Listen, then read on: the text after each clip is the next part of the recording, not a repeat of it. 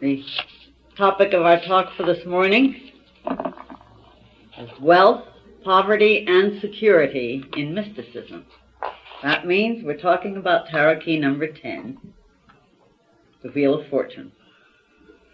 Now, this Hebrew letter has various attributions given it, remember, by the attained ones, by those who have given us the secret wisdom of Israel, of which this is a part. And so the attributions of the letter give us the insight into what the fuller and deeper meanings of the key are. Now, one of the attributions is related to the function, and the function, attribution-wise, is grasp. Now, in our previous tarot key, when we were talking about tarot key number 9, the Hermit, we pointed out that the Hebrew letter means hand, and that's the open hand. And all of the lessons give you these various attributions, because the Hermit is giving out. He's giving out of the light. It's an open hand. And remember, it has to do also with the attribution to the portion of the divine masculine power in the cosmos called Yod-Heh-Vah-Heh. But now in this next tarot key number 10, called the Wheel of Fortune, and the Hebrew letter Kaf, we have another meaning that must follow out of the open hand and the giving. We have in Kaf the closed hand, so that the closed hand is very specifically attributed to this letter, and therefore to the forces dealing with this key. Now, what does that mean, closed hand? Well, it has more than one meaning. It has to do with something pretty literal, even though we don't recognize it, because if you understand something, you are said to be able to grasp it. Ah, yes, I grasp that idea now. In other words, you have hold of it. You know, you say, well, let me see, I haven't gotten hold of it yet. No, you haven't gotten hold of it, you haven't grasped it. So understanding is dependent on a function that we automatically call grasp. It's part of a symbolism existing deep in our being, where we attempt to find words to express it. And so this idea of the closed hand, that's like a fist, it doesn't have to do with what some of these modern nonsense thinkers have attributed to the fist. This has to do with grasp.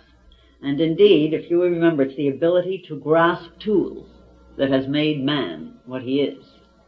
The ability to grasp as we do with the thumb and the forefinger is involved here. Our entire evolutionary ability is involved, therefore, with the ideas that can be interwoven with the idea that has grasp as its core. Then also Dr. Case has pointed out that when we make a fist, we see there's a spiral taking place between the index finger and the thumb. And we see here the Wheel of Fortune symbolizing a spiral, the turning of the wheel as a spiral. Even though it isn't shown that way, it is indicated by various of the other symbols. And therefore, the idea of grasp involves also the idea of the movement, because of the spiral it forms, the movement of energies. Now, this Hebrew letter is also attributed to a mode of consciousness, which has been very little understood by too many aspirants, and especially misunderstood by those who are too much focused perhaps in elementary metaphysics. Because you see, in the highlights of tarot, because there wasn't enough room, the attribution was given in terms of intelligence for each of these letters or paths. The attribution is given as the rewarding intelligence. That's for the Hebrew letter Kaf, the Wheel of Fortune, this tarot key. Now, the rewarding intelligence is just part of the name of this particular Hebrew letter, because remember, each of the Hebrew letters have involved in it a method of consciousness, or a state of consciousness, which expresses itself in a specialized way, so that the way it is given is, in Kabbalah, intelligence of. By intelligence, always, the Kabbalists are trying to point out that everything is conscious, everything is from mind, everything works within mind, and therefore a state of mind is involved in whatever occurs.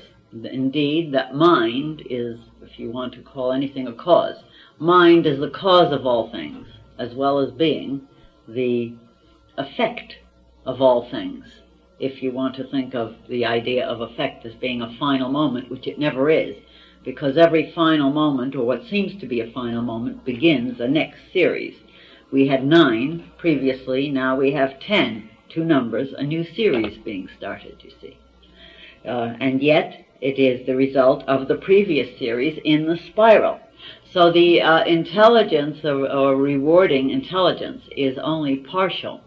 The Kabbalists have several ideas attributed to this Hebrew letter, all of which means the same thing. One of the names they give it is intelligence of desirous quest. Now think about that for a moment. Intelligence of desirous quest. Now if you'll remember the rewarding intelligence, I think you can start tying up in your mind that which we desire, that which is our quest, that which we put desire into as our quest, is that which becomes our reward. Now sometimes we get our rewards and we don't like them. In fact, perhaps this is often. As a matter of fact, to be perfectly honest, it's all the time. But, and we don't realize that what we're experiencing is the result of the intelligence of desirous quest that we've been desiring. We've had as our aspiration or quest or focus for the emotions certain goals, and we receive these goals. We don't recognize that we really have brought them into being with the intelligence, with consciousness, with awareness, with that which we have an ability to be aware of, you might say, or the degree of evolutionary awareness we've achieved up to a certain point. So this intelligence of desirous quest is a very important thing to realize as being involved here. Then it's also called, the full name for rewarding intelligence is really the rewarding intelligence of those who seek. Now that's the full term. There again, what is it that we are rewarded with? That which we seek becomes our reward. And we don't realize it as a reward because, you see, we think of it as a punishment. That's where we make a mistake. You see, that just one little sentence could take plenty of meditation. Because if the mind and the emotions have been focused on something, then the reward is the experiencing of it. Now, if we get the idea that if we're uncomfortable, then we're being punished. And if we're comfortable, we're being rewarded. But you see, this is not the way consciousness works. Truth of the matter is, we're always rewarded, and some of it is uncomfortable and painful, and some of it is very wonderful and joyous, and some have all the various grades in between or intermixtures. So that the rewarding intelligence of those who seek really involves actually being rewarded no matter what we seek, being rewarded for the kind of seeking we're doing, as a matter of fact. And for this reason, then, there's another intelligence that the wise, the sons of the doctrine, have given this Hebrew letter, and that is the conciliating intelligence which rewards those who seek. Now, by conciliating, I think we should be able to see that a balancing is indicated. Conciliation sometimes also means the coming together between 2 warring factions, doesn't it? Well, all factions do come together. That's what's involved here by the idea of conciliation. They have to balance themselves off for the next cycle, so that the experiencing, whatever it is we experience, is usually, at this moment, the final result of previous energies that we have set in motion because of what we've been desiring, how we've been desiring it, what we've been questing, you might say, how we've been questing it. And out of this, we are meant, we don't always, but out of this, we are meant to finally come to the realization that when it is said, we should do unto others as we would have others do unto us. It's a very practical kind of advice. Very practical, I think you'll see. Since if we're going to do unto others as we don't want done unto ourselves, we are then bringing about the intelligence or the expression of a conciliation where we are experiencing what we really will decide we don't want. In other words, we don't want it because it's uncomfortable. We're still being rewarded, incidentally. And that brings in the attribution of Jupiter. You know, in astrology, for example, Jupiter is called the greater benefic. And you might think of Jupiter as being the rewarding intelligence as most people think of reward. In other words, something that has to do with largesse, like receiving a lot of something, like a lot of money. That's the best a lot of most people think they like to get. I hope you all get it and discover via the conciliating intelligence that it didn't bring you what you really wanted. Not that you might not do some very nice and attractive things with it sometimes. So when we think of Jupiter in its attributions, we should be very careful not to limit the largesse of Jupiter to the money levels, or security as money. Then we want to remember Jupiter rules Sagittarius, which is the 9th house of the zodiac, and the 9th house is the house of religion, the house of philosophy, the house of the higher mind, the house of long journeys. So some people take long journeys physically speaking, others take long journeys with the mind, philosophy, breadth. You see, you still have bigness, you understand. So you have this bigness on different levels, or as the Kabbalists would say, in all 4 worlds. That's why in this tarot key we have a division into the 4. They're indicating that this force works in all 4 worlds, and which world we use it in, of course, depends on us. And Jupiter's influence, like all influences, are always there, but what level we choose to use it in will be the determining factor as to how it will express for us.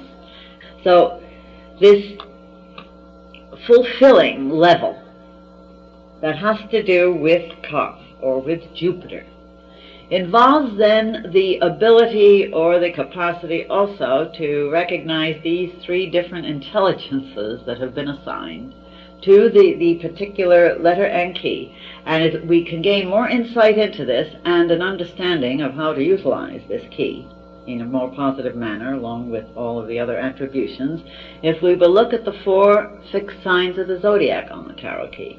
Now you notice the eagle, the man, the bull, and the lion. Now those are the symbols for the 4 fixed signs of the zodiac, which has more than one meaning. It, of course, indicates a framework for like a cycle, or the idea that the life power concentrates its own substance into a certain form, a condensation, called the beginning of the whirlings, and that's the dot in the middle of the wheel. That it's by condensation or compression or limitation that the expansion of Jupiter takes place. And we've heard that before, haven't we? Over and over again we've been trying to point out to you that it's the limitation of Saturn that really brings all expansion. That only as we apply the powers of limitation, which means what? Of self-responsibility, self-control, accepting responsibilities for various things. The older we are, the more responsibility we're given. When we are all grown up, society then gives us the responsibility of our conduct all the way.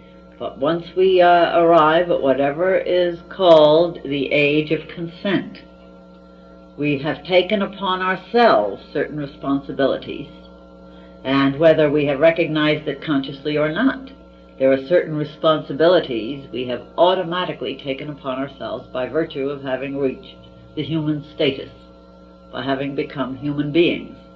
And the human being is assigned to the Aquarian sign of man there, as you can see. But the 4 fixed signs on this tarot key are indicating a certain framework within which this evolutionary cycle must take place. And that framework has to do with laws or rules even. So that we're being told via the fixed signs of the zodiac that there are certain cosmic laws or rules that we have to learn to understand, recognize, and follow if we want to experience the Jupiter levels or the intelligences in their most positive sense having to do with Kaf. Now, I'd like you to realize that when we give the analysis of Yod-He-Vav-He as this word of power, which we chant, that if you will recall, the Hebrew letter Yod is assigned to the fire, and therefore to Leo. The first He is assigned to the eagle and the water, and that's Scorpio. The Vav, or Wa when we chant it, is assigned to the man, and that's Aquarius. And then the final He is assigned to the bull, and that's Earth, and that's Taurus, which is the fixed Earth sign. So that these 4 letters are assigned to the 4 elements, as well as to the fixed portions of the zodiac, and they therefore are also an indication of the forces that we have available to us within the cosmos and which are meant to be ruled by man. Because in the symbols you see here in the key, you notice the sign Aquarius. That's a very important thing to notice there.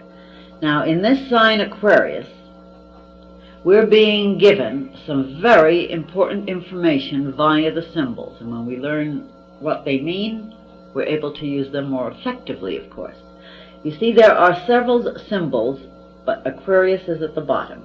You have the symbol of sulfur on the right hand, you have the symbol of Mercury above, and then you have the symbol of salt or earth to the left as you look at the symbols on the tarot key from the center out. You notice where the lines cross there. It's the second circle, the middle circle. Now, the other 3 symbols, the sulfur, mercury, and salt, are the symbols of what have been called the 3 principles. I don't know if you know this, but that sign of Aquarius is also the sign that the alchemists use for the sign of dissolution, which is one of the most important functions that we have in occult training. Dissolution. So that we have here the power to build, to think, to maintain in the other symbols, and then the power to dissolve. All right, dissolve what? To dissolve old patterns. The amount of evolution you can accomplish for yourself is dependent on your dissolution. This is everybody. This is a principle.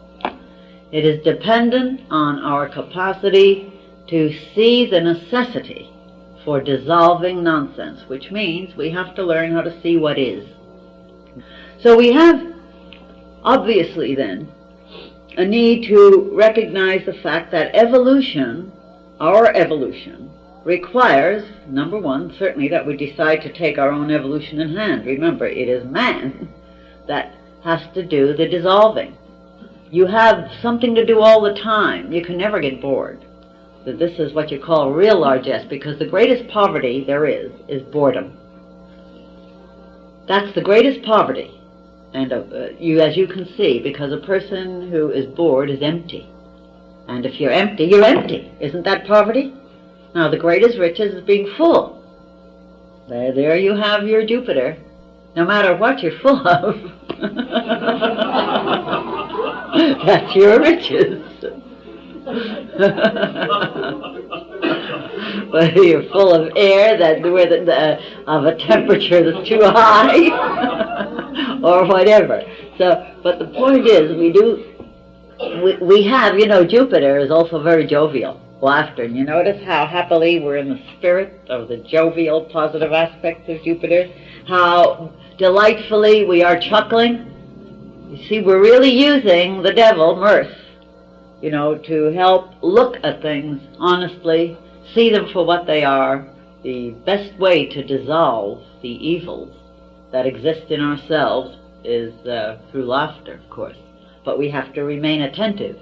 And to the degree that we do this, we develop a broader philosophical base in relation to conditions, situations, people, and what could be more rich than that?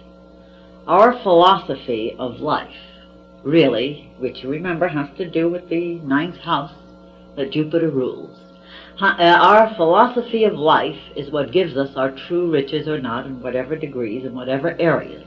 And no security can even remotely develop in our minds, in our hearts, in our lives, in any area, as long as we are not going to be working at developing this security of self-being. In other words, the security of our own individuality as being the child of God, the security of knowing that the best thing on earth can happen to us is to be hungry, the path of desirous quest. Do you know what the greatest hell and poverty is? The greatest hell and the greatest poverty is not having a goal. We pointed out, what is boredom is emptiness. When we have a goal, our minds and our hearts are focused. This is richness. And everyone who's really watched and analyzed it discovered it isn't the attaining of the goal that gives us our joy. It is the quest. Haven't you noticed that? Now, when you finally have a thing finished, that's marvelous, but then what are you going to do with yourself? Unless you go ahead and get yourself a new goal. It's while you're working on the goal, you're full of the magic. While you're creating, this is the magic, the glory, the rapture. It's while you're writing the poem, while you're making that dress, while you're building that house, while you're playing or that song or composing it or singing it, the magic is. After that, you can't just sit around, because then that's death. If you just sit around and say, oh, I got it, yes, I got it, yesterday or last year, I got what I wanted. So, what's going to happen to you now? Can life stop? No, it can't. You've got to keep in a movement and to keep building the largesse of the consciousness. So the path of desirous quest is the secret behind security and the secret behind riches. We are rich to the degree that we hunger. Blessed are they that hunger and thirst after righteousness, said that greatest initiate of all. Blessed are they that, and that was at this path, and by that hunger and thirst after righteousness. Now please remember, righteousness. In other words, we have to hunger and thirst to be loving, kind, faithful, responsible. We have to hunger and thirst to the degree that we're going to do things to dissolve the energy out of those portions in our nature which are not. And the greatest state of grace we can be in, the grace of God, is being in a state of hungering and thirsting after righteousness. Now I'd like to point out another aspect here. You notice on top of the wheel we have a sphinx figure, which seems part human, part animal, and also part the sphinx of T7, holding a sword. Now the sword is a very, very important symbol in the Kabbalistic system, and it means more than one thing, and all of them interact or are interrelated. One other point I'd like to make, then we will have had all we can digest with this key for today, I think. If you will notice, this Hebrew letter in the tarot key join victory to mercy on the Kabbalistic tree of life. Now victory, remember, is assigned to the desire nature in the personality level, and mercy is assigned to that portion of the mind which in Kabbalah is also called the sphere of the activity of Jupiter. Remember, Jupiter as an inner force is one thing. Jupiter in its sphere of activity on the Kabbalistic tree of life is the movement of that quality of consciousness for the whole universe as well as for each and every one of us as parts of it. So that the force of the inner Jupiter is connected to the movement of the sphere of the activity of Jupiter as a quality of mercy. Now what that means, there is more than one meaning, of course. Remember, the masters of compassion have attained to that sephira called mercy, or the sphere of activity of Jupiter. And masters of compassion are masters of compassion because the path or intelligence of desirous quest between, remember, desire, victory, and mercy is functioning in them all the time. They are masters of compassion because, again, the higher mind is assigned to mercy.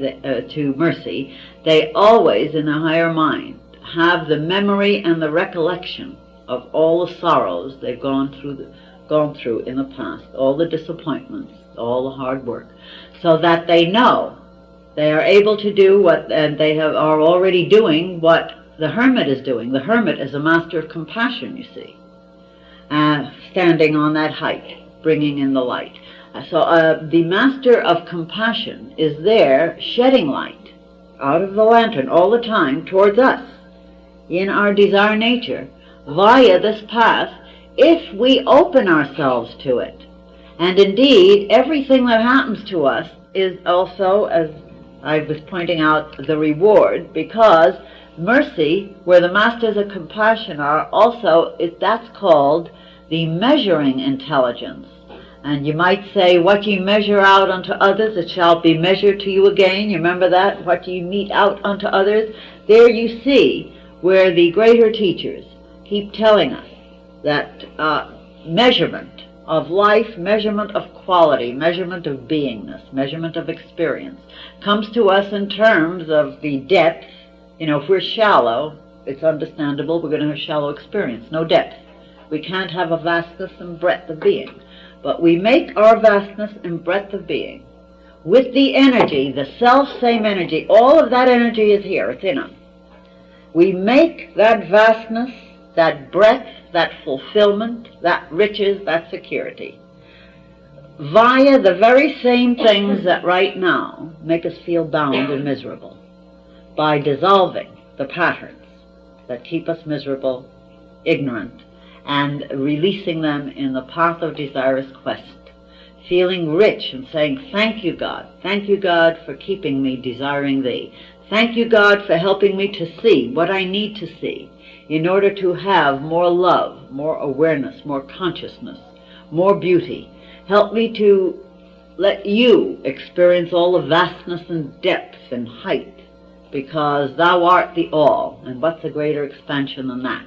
And I yearn, I aspire to be experiencing consciously this all, this beauty, this vastness, and incidentally, my loves, this is inevitably and inexorably your destiny.